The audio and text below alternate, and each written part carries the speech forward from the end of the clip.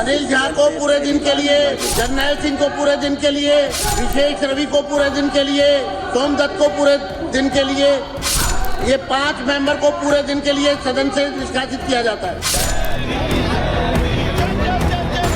CAG report आम आदमी party के लिए सरदर्द बन गई है। जहां बीजेपी इस रिपोर्ट को पेश करके अरविंद केजरीवाल के कट्टर ईमानदार वाले नैरेटिव को ध्वस्त कर रही है, वहीं पूर्व सीएम आतिशी 2 दिन से इसी कोशिश में लगी है कि किसी तरह सीएजी रिपोर्ट से दिल्ली वालों का ध्यान दूसरी तरफ खींचा जाए। महिला सम्मान के 2500 रुपए वाला दांव फेल हुआ तो आतिशी महापुरुषों के अपमान का मुद्दा लेकर विधानसभा पहुंच गई। उपराज्यपाल के अभिभाषण के दौरान जमकर नारेबाजी करने लगी। स्पीकर विजेंद्र गुप्ता के बार-बार समझाने के बावजूद आप विधायकों का हंगामा बंद नहीं हुआ, जिसके बाद मजबूरन स्पीकर ने नेता प्रतिपक्ष आतिशी समेत 8 आप विधायकों को 1 दिन के लिए निलंबित कर दिया, जिसके बाद आप विधायक विधानसभा के बाहर धरने पर बैठ गए। हम भी चाहते हैं कि रिपोर्ट सामने आए और सच्चाई सबके सामने आए, लेकिन जिस तरह से उन्होंने कल सदन की शुरुआत की और जिस तरह से हमारे 2 राष्ट्र नायकों बाबा साहब डॉक्टर भीमराव का फोटो हटाया गया, भगत सिंह जी का फोटो हटाया गया, उससे साफ दर्शा रहा है कि भारतीय जनता पार्टी की मंशा क्या है। जिस मुद्दे पर आम आदमी पार्टी विधायक हंगामा कर रहे हैं, उस पर खुद सीएम रेखा गुप्ता का पक्ष सामने आ चुका है। रेखा गुप्ता के मुताबिक सीएम दफ्तर से बाबा साहेब अंबेडकर और सरदार भगत सिंह की तस्वीरें नहीं हटाई गई हैं, बस तस्वीरों की जगह बदल दी गई है। प्रोटोकॉल के मुताबिक राष्ट्रपिता महात्मा गांधी की तस्वीर वापस लगाई गई है। सीएम रेखा गुप्ता की माने तो बाबा साहब की तस्वीर अब भी दफ्तर में मौजूद है। ऐसे में आम आदमी पार्टी का यह हंगामा कम और सियासी ड्रामा ज्यादा लग रहा है। सब कुछ सामने आने वाला है, ये डर ही तो है। ये जो माहौल बनाने की कोशिश है, मुद्दे को भटकाने की कोशिश है, सिर्फ और सिर्फ इस सीएजी की रिपोर्ट से ध्यान भटकाने की कोशिश और कुछ नहीं।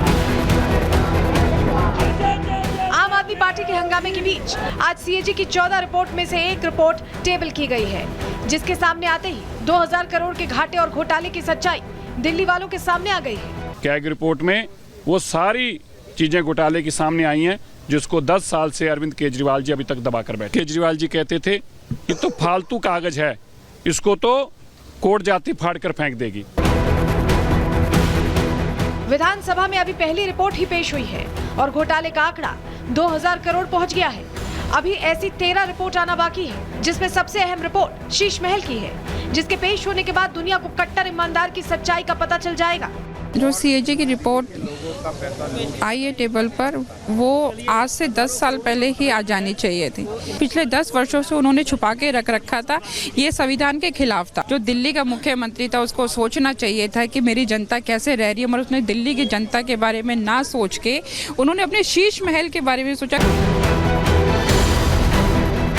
सीएजी रिपोर्ट पर आम आदमी पार्टी बैकफुट पर है। एक रिपोर्ट ने आपकी टेंशन बढ़ा दी है। आतिशी समेत आपके सभी विधायक सीएजी रिपोर्ट से दूर भाग रहे हैं। ऐसे में बड़ा सवाल ये है कि भ्रष्टाचार की परतें खुलने के बाद आपके नेता समेत अलग अलग विभागों के कितने अधिकारी नपते हैं। Bureau report, Republic Bharat. तो जब रिपोर्ट पेश हो रही थी तब तो वो हंगामा करके बाहर खड़े हो गए तमाम जो बड़े चेहरे हैं आम आदमी पार्टी की। आतिशी सिंह जो नेता प्रतिपक्ष हैं, लेकिन जब रिपोर्ट पेश हो गई तो अब वो सफाई दे रही हैं। जरा सुनिए क्या कहानी सुना रही हैं आतिशी सिंह। इस रिपोर्ट में 8 चैप्टर हैं। उस 8 चैप्टर में से पहले 7 चैप्टर 2017 से 2021 के दौरान जो दिल्ली की ओल्ड एक्साइज पॉलिसी थी उसकी ऑडिट रिपोर्ट है, और एक चैप्टर जो दिल्ली सरकार द्वारा लाई गई न्यू एक्साइज पॉलिसी थी उस पर है। आम आदमी पार्टी की सरकार ने बार बार बताया कि किस तरह से ओल्ड एक्साइज पॉलिसी में हो रहे भ्रष्टाचार की वजह से, ब्रांड पुशिंग की वजह से लगातार हरियाणा से, यूपी से स्मगल होके शराब दिल्ली में आती रही। और आज आम आदमी पार्टी सरकार की इस बात पर सीएजी की इस रिपोर्ट ने मोहर लगा दी है। ये रिपोर्ट साफ साफ बताती है कि शराब की ब्लैक मार्केटिंग हो रही थी। सब जानते हैं कि किस पार्टी के लोगों के पास इन शराब के ठेके थे। देखिए, नई कहानी बता रही हैं कि भ्रष्टाचार तो पहले हुआ था, हमने किया ही नहीं, लेकिन अभी तो सिर्फ एक रिपोर्ट आई है। 13 और रिपोर्टों के बाद आम आदमी पार्टी कितनी सफाई देती है, क्या होता है एक्शन, ये देखने वाली बात होगी। लेकिन आगे बढ़ रहे हैं, आपको सीधे लिए चल रहे हैं भोपाल, जहां ग्लोबल इन्वेस्टर्स समिट में गृह मंत्री अमित शाह संबोधित करें। सीधे वहां लिए चल रहे हैं। विरासत से लैस राज्य है और मोदी जी ने जो सूत्र दिया है, विकास भी विरासत भी, वो सूत्र को मध्य प्रदेश चरितार्थ करने के लिए ढेर सारे प्रयास कर रहा है। इसका मुझे बहुत आनंद है। मित्रों, पूरे देश के परिदृश्य की बात करें तो 2047 तक मोदी जी ने देश के युवाओं के सामने, देश के 130 करोड़ की जनता के सामने एक पूर्ण विकसित राष्ट्र भारत को बनाने का संकल्प रखा है और 2027 तक दुनिया की तीसरी बड़ी अर्थव्यवस्था बनने का संकल्प भी रखा है। मध्य प्रदेश की ये इन्वेस्टमेंट समिट, मुझे विश्वास है कि दोनों लक्ष्यों को सिद्ध करने के लिए न केवल सहायक होगी, इसमें बहुत बड़ा योगदान भी देगी। क्योंकि जो नई कल्पना है डेवलपमेंट की, वो कल्पना में कभी कोई एक सरकार देश का विकास नहीं कर सकती।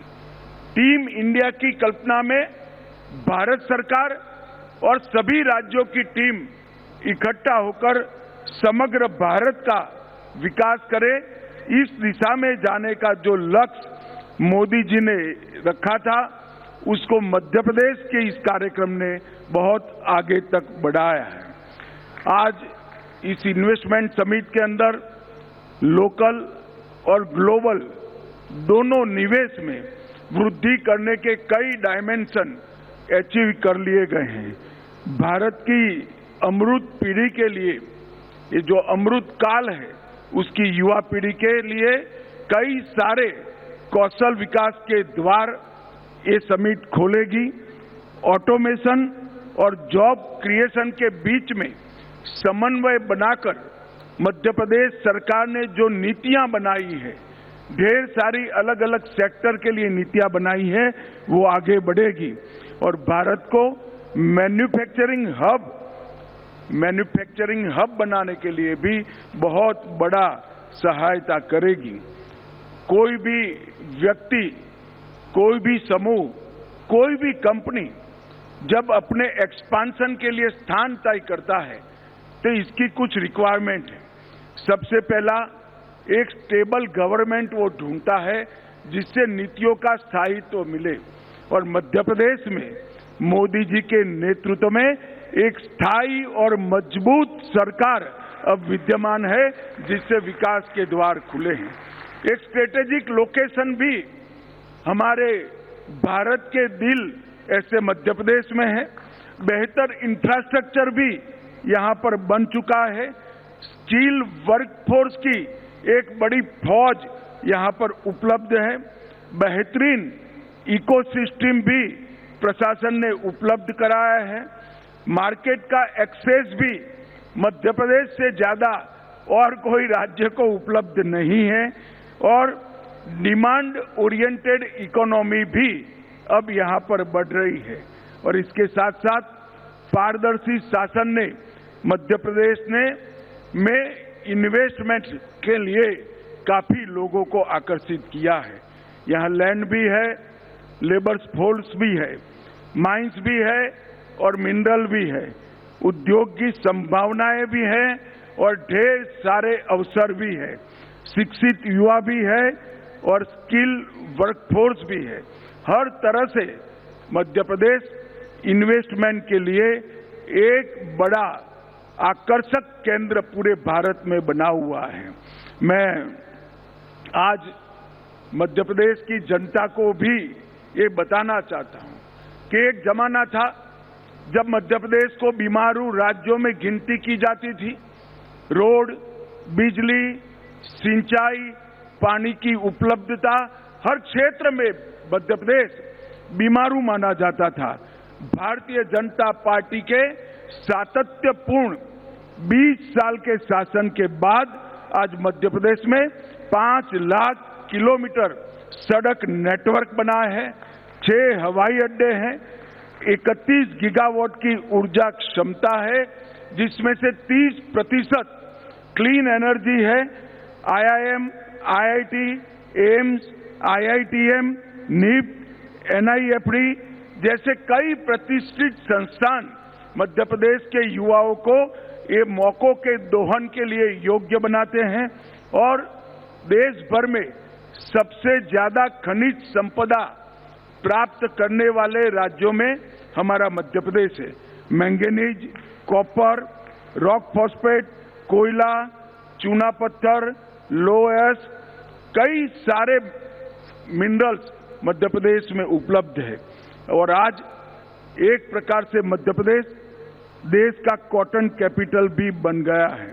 देश का 25% ऑर्गेनिक कॉटन का सप्लाई हमारा मध्य प्रदेश करता है और मध्य प्रदेश फूड प्रोसेसिंग के लिए भी बहुत महत्वपूर्ण राज्य माना जाता है। राज्य सरकार ने 2025 के वर्ष को उद्योग वर्ष के रूप में बनाने का तय किया है और ईज ऑफ डूइंग बिजनेस के लिए जन विश्वास विधेयक पारित करने वाला मध्य प्रदेश देश में सबसे पहला राज्य बना है और मुझे विश्वास है कि सभी प्रयासों से मध्य प्रदेश पूरे भारत में टॉप अचीवर बनेगा। आने वाले दिनों में मध्य प्रदेश में जो पोटेंशियल है, एग्रीकल्चर पोटेंशियल, इंडस्ट्रियल पोटेंशियल, ये सारा 100% एक्सप्लोरेशन करने में टीम मध्य प्रदेश सफल होगी।